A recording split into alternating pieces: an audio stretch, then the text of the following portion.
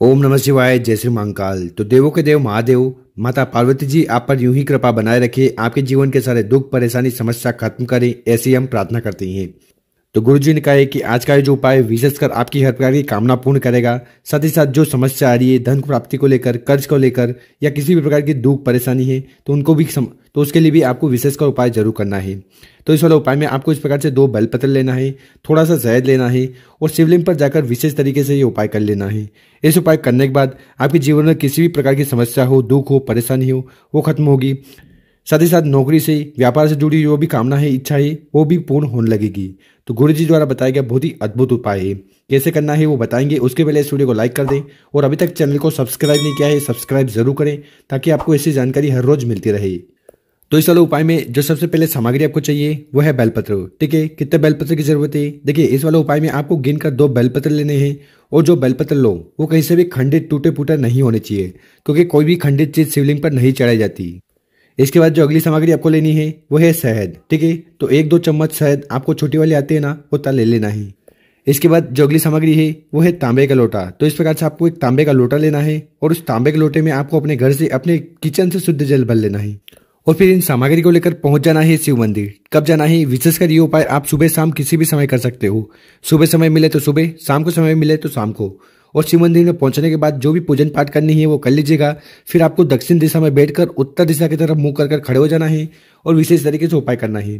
देखिए, शिवलिंग के ऊपर शहद का उपाय करने से आपके जीवन के सारे दुर्भाग्य समस्या खत्म होती है और घर में सुख शांति बनी रहती है। उसी प्रकार से शिवलिंग के ऊपर बेलपत्र का उपाय करने से आपकी हर प्रकार की कामना इच्छा पूर्ण होती है। साथ ही साथ अगर आपके घर में कोई रोगीला है, बीमार है, तो उसकी बीमारी भी खत्म होती है। तो इस वाले उपाय में आपको करना क्या है वो ध्यान से सुनना, समझने की कोशिश करना। देखिए, आपके पास जो जल का लोटा है जिसमें आप अपने घर से शुद्ध जल भरकर लाए हो, सबसे पहले उस जल के लोटे को उठाना है। धीरे धीरे कर पूरा जल आपको शिवलिंग के ऊपर समर्पित कर देना है।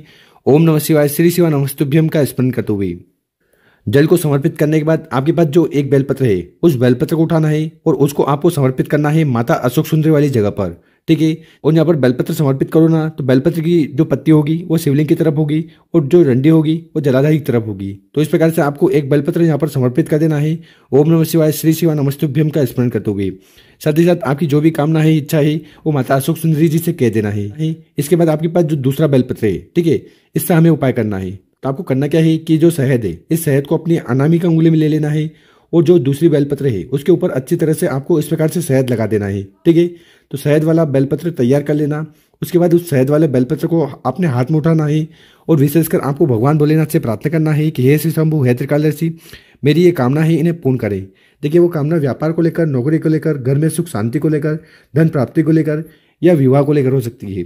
तो हर प्रकार की कामना पूर्ण हो जाए ऐसी प्रार्थना करते हुए वो एक बेलपत्र आपको शिवलिंग के ऊपर समर्पित कर देनी है। ओम नमः शिवाय, श्री शिवा नमस्तुभ्यम का स्मरण करते हुए बेलपत्र की डंडी होगी जलाधारी की तरफ, बड़ी पत्ती होगी आपकी तरफ और जिस साइड आपने शहद लगाया है वो शिवलिंग से स्पर्श होना चाहिए। इस प्रकार से आपको उल्टा बेलपत्र समर्पित कर देना है। इसके बाद शिवलिंग के पास बैठकर विशेषकर माता अशोक सुंदरी जी और भगवान भोलेनाथ से प्रार्थना करना है कि आपके जीवन में जो भी दुख परेशानी समस्या है उन्हें समाप्त करें और कामना को पूर्ण करें। तो इस प्रकार से आपको पहला वाला उपाय जरूर करना है। अब जानते हैं गुरु जी द्वारा बताया गया दूसरा उपाय। विशेषकर ये उपाय आपकी सारी समस्या तो खत्म करेगा ही करेगा, साथ ही साथ जो दिल की बात है, कामना है, मनोरथ है, इच्छा है, उन्हें भी पूर्ण जरूर करेगा। तो इस वाले उपाय में फिर से आपको बेलपत्र लेने हैं। कितने बेलपत्र की जरूरत है? देखिए, इस वाले उपाय में आपको गिनकर 5 बेलपत्र लेने हैं और ये 5 बेलपत्र कहीं से खंडित टूटे फूटे नहीं होने चाहिए। इसके बाद जो अगली सामग्री है वो है तांबे का लोटा। तो इस प्रकार से तांबे का लोटा लेकर उस तांबे के लोटे में आपको अपने घर से, अपने किचन से शुद्ध जल भर लेना है। देखिए, गुरु जी कहते हैं कि यहाँ से जल भरकर आप शिवलिंग पर जाकर उड़ेलते हो, समर्पित करते हो ना, तो इससे आपके घर की सारी समस्या, साथ ही साथ जो दोष है वो समाप्त होने लगते हैं। तो मात्र दोनों सामग्री को लेकर पहुंच जाना है अपने घर के आसपास जहां पर भी शिव मंदिर है वहां। और विशेषकर इस उपाय को आपको प्रदोष काल में शाम के समय करना है और शाम के समय इस उपाय को नहीं कर पा रहे हैं तो फिर सुबह कर लीजिएगा। और शिव मंदिर में पहुंचकर सबसे पहले दक्षिण दिशा में बैठकर उत्तर दिशा की तरफ मुंह कर खड़े हो जाना है और शिवलिंग की जो भी पूजन पाठ करनी है वो कर लीजिएगा। उसके बाद आपके पास जो 5 बेलपत्र है ना उनको उठाना है, अपने हाथ में रखना है और आपको भगवान भोलेनाथ से प्रार्थना करना है कि हे श्री शंभु, हे त्रिकालदर्शी, मेरी जीवन में ये समस्या चल रही है, इन्हें समाप्त करें। या अगर आपकी दिल की ऐसी कोई कामना है, इच्छा है, चाहे वो नौकरी को लेकर हो, धन को लेकर हो, व्यापार को लेकर हो या आपके बच्चों के फ्यूचर को लेकर हो, हर प्रकार की कामना के लिए आपको प्रार्थना करते हुए एक एक बेलपत्र आपको शिवलिंग के ऊपर समर्पित करते जाना है। सबसे पहले आपको एक बेलपत्र समर्पित करना है ओम नमः शिवाय का स्मरण करते हुए। फिर दूसरा बेलपत्र समर्पित करना है। तो इस प्रकार से आपको 5 बेलपत्र शिवलिंग के ऊपर समर्पित करते जाना है, अपनी कामना अपनी इच्छा कहते हुए। सारी बेलपत्र की डंडी होगी जलाधारी तरफ, बड़ी पत्ती होगी आपकी तरफ, और यहाँ पर भी आपको उल्टा बेलपत्र समर्पित कर देना है। तो चिकना वाला जो हिस्सा है वो शिवलिंग से स्पर्श होना चाहिए। तो इस प्रकार से आपको 5 बेलपत्र का उपाय कर लेना है। और इसके बाद आपके पास जो एक जल का लोटा है ना, उस जल के लोटे को उठाना है और धीरे धीरे कर पूरा जल आपको शिवलिंग के ऊपर समर्पित कर देना है। ओम नमः शिवाय, श्री शिवाय नमस्तुभ्यम का स्मरण करते हुए। तो इस प्रकार से आपको दूसरा वाला उपाय जरूर करना है। इसके बाद शिवलिंग के पास बैठकर आपकी जो भी कामना है, इच्छा है, वो एक बार और भगवान भोलेनाथ को कह देना है। साथ ही साथ अगर आपके घर में कोई ऐसा व्यक्ति है जो बीमार है और उसकी बीमारी खत्म होने का नाम नहीं ले रही है, तो उसके लिए क्या करना है कि यहाँ पर जल चढ़ाओगे तो जल बहता हुआ जलाधारी, वो जलाधारी की तरफ से नीचे आएगा। तो यहाँ पर आपको वही पात्र रख देना है जिस पात्र से आपने शिवलिंग पर जल चढ़ा है। तो उस पात्र में जल को इकट्ठा कर उस जल को आपको अपने घर पर ले जाना है और उस बीमार व्यक्ति को वो जल ग्रहण करवा देना है दिन में 3 बार। ठीक है, क्या नाम लेकर?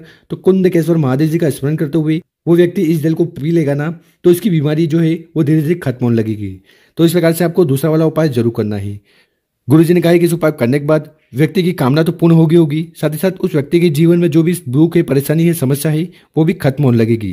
तो गुरु जी द्वारा बताया गया बहुत ही अद्भुत और विशेष उपाय है, कर जरूर देखिएगा।